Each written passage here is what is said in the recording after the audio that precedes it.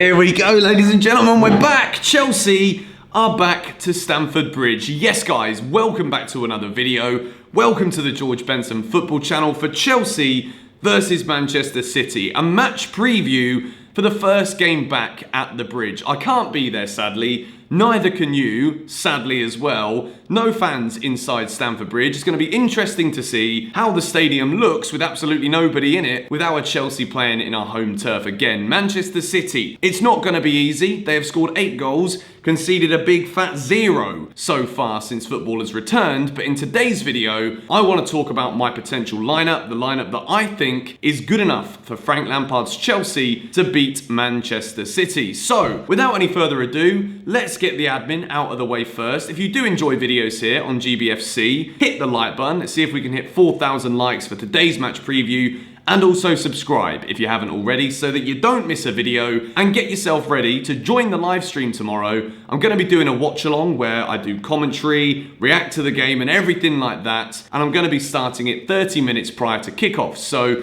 love to see you guys there. You can mute your TV and listen to the Gio Beno commentary instead. So it's going to be a load of fun. I will see you all there. But anyway, Manchester City, let's talk about our opponents before we build our Chelsea team. It was a good day, but a frustrating result. It was one of those matches where I feel as though Chelsea were very hard done by. It was one of the most well-rounded performances of the season. Manchester City, we know that despite Liverpool's dominance this season, they've run away with the title, but Manchester City are always going to be strong. They may not have been as good this year as they were last year, when they last won the title. But with Pep Guardiola, we always know that he's got something up his sleeve. He's one of the best tactical managers in the world. Everywhere he's been, he's won trophies. And with the abundance of talent within that Manchester City squad, not only is it very difficult to predict what team he's going to line up with, but there's so much talent that can hurt you from all over the pitch. Now, I think Chelsea tomorrow are going to need to try and exploit some potential defensive weaknesses that Man City have. I fully expect Aymeric Laporte to be back in the side. I think he's their best defender. And I think that despite not starting that game against Burnley on Monday night, I think he's going to be back in the Man City side tomorrow, which could make things difficult for Chelsea. But the way that I've built my Chelsea team, I'm trying to exploit the Manchester City weaknesses, but at the same time, looking back on different formations we've used this season, different positive attributes of certain players, in order to hurt the Manchester City team, I want to revert back to a formation that we saw Chelsea use when we won the league under Antonio Conte, but also when we went to White Hart Lane, the new White Hart Lane this season. It was a beautiful day there. I'm just going to throw this clip in again, just because in case you missed it, this is one of my favourite moments of the season.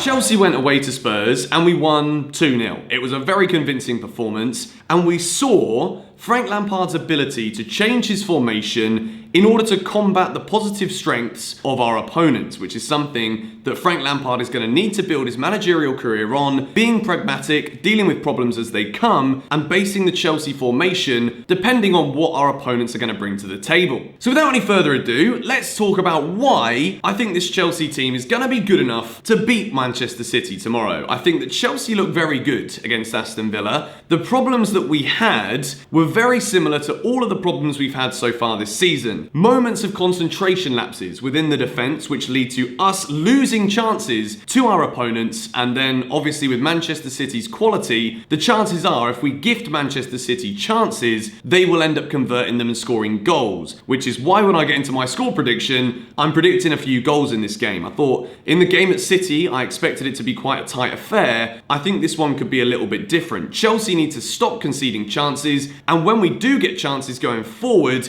we need to start converting more of them, because we may not get as many against Manchester City as say we did against Villa, but when the chances come, we're going to have to convert them. So let's start from the back, going with Kepa in goal. I think he had a decent game against Aston Villa. If we're looking at Kepa's form in the build-up to Corona and the first game back, it's a good little positive trajectory from Kepa. I think that he knows that his position at Chelsea is up for grabs potentially this summer. There's been Chelsea linked with Dean Henderson, the Sheffield United on loan from Man United keeper. He's 23 years old. He's had a brilliant season for Sheffield United. Kepa will know that behind the scenes, Chelsea will be keeping tabs on goalkeepers like Onana, Dean Henderson. These guys could easily come in and displace Kepa as Chelsea's number one. Kepa wants to be at Chelsea, as far as I know, so I'm expecting another big performance from him as the #1 keeper tomorrow. We then move into 3 centre-backs, which again is what we saw against Spurs. I'm going to go with Andreas Christensen, Kurt Zouma and Cesar Azpilicueta. Azpilicueta was fantastic in that game against Aston Villa, particularly with getting forward.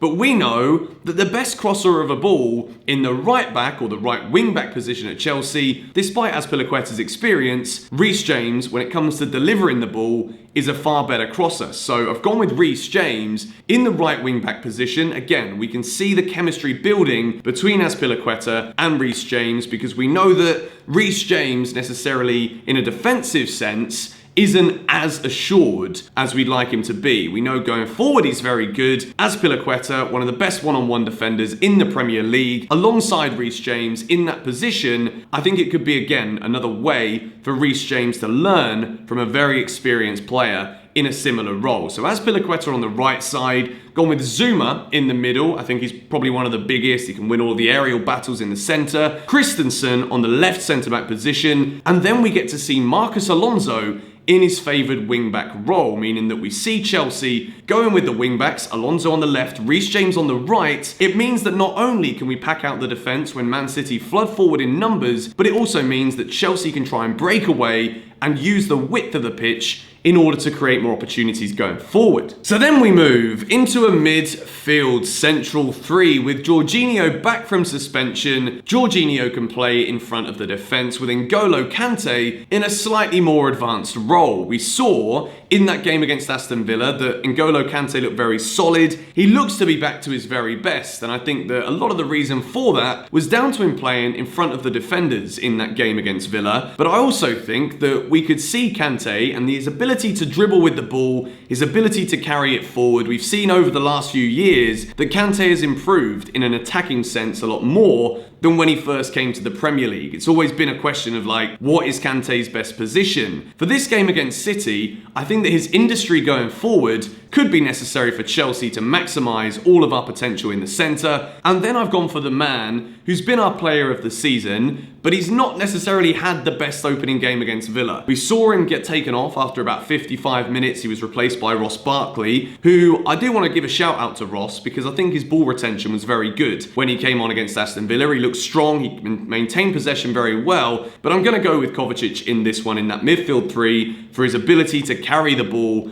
I think that everybody was a little bit rusty for the first game back, and because of the season that he's had, I think this midfield 3 would have not only the experience, but also the different abilities that they have for Jorginho's passing, the assist before the assist that we've heard countless times this season, the opportunities that come with Jorginho playing in front of the defence is something we've seen Chelsea do very well this season when we're playing against the big teams. That means there are 2 players left to fill up this side, and despite scoring a goal against Aston Villa, I'm going to use Tammy Abraham in this one. I think that Chelsea, despite being at home, we may need to go against the grain in terms of the way we actually approach this game. We might not dominate possession. I know that we went to Man City and we did dominate possession for large periods of the game, which is unheard of against any Pep Guardiola team. But we might not get as much of the ball as we normally would. We absolutely dominated possession against Villa. It will be slightly different against City, and I think that we've seen this season at times when Jorginho does collect the ball in front of the defence, there is that option to play a quick pass over,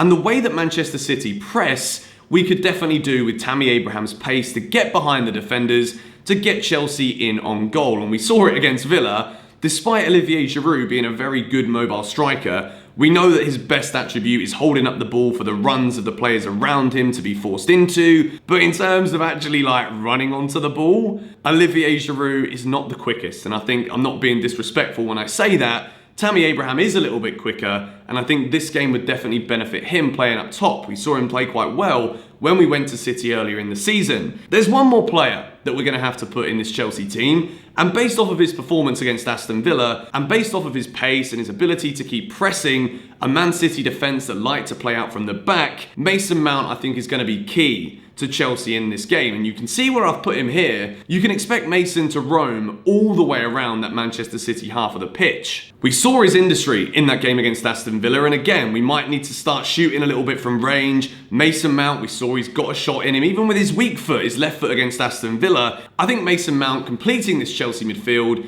is going to give Chelsea a lot of stability when in attack, and also in the transition from defence as well. So the reason why I've picked this formation for Chelsea for this game against Manchester City is we know that Man City like to attack in numbers, and what I've done with this team, I've put who I would consider to be the best tacklers in the club in that defence, with Jorginho playing just in front of them so that Chelsea can try and exploit the ability to actually play those early passes over the top. Man City will likely push very high. They're still going to be going for the win, but even though Guardiola is obviously always trying to put his Manchester City team out to attack, the way that Chelsea went to the Etihad earlier this season and played a very nice compact game with the ability to break away, Guardiola will probably have something up his sleeve for that. We saw Fernandinho playing a defensive role in the game against Burnley. I'd expect him to move back into the midfield for this game at Chelsea, with Lampard coming back into the centre-back position. Chelsea will need to try and exploit the numbers in the middle of the park, and with the overlapping runs of both Alonso and Reece James, hopefully their deliveries can get the ball into Tammy. And Chelsea, the key thing for this match is whatever chances we have, we need to test Ederson and try and score goals. So actually convert the chances we create,